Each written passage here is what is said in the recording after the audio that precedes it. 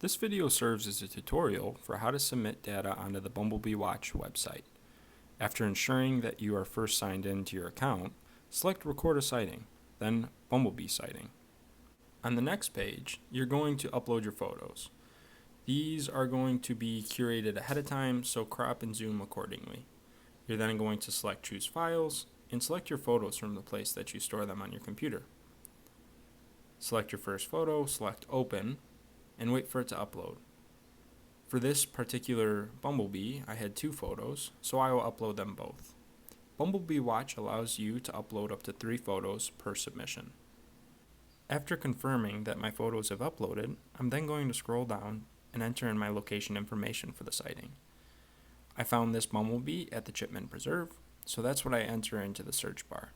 I select Chipman Preserve, and then I'm going to put a pinpoint on the map. This pinpoint will automatically input the latitude and longitude of this area. For the site name, I put Chipman Preserve, so that in future reference, I don't have to search the location and then pinpoint on the map every time. I don't remember where exactly on the trail I was, so the accuracy allows for a rough approximation. The date of the sighting was June 2nd, and then I scroll down. If you happen to know the floral host, include that, as well as observation notes if you may think they're relevant to the sighting. You then select the box for photo permission, which ensures that you were the one that took the photo, and then ensure that your project is Southwest Michigan Bee Watch. On the next page, Bumblebee Watch will guide you through how to select what species is in the photo.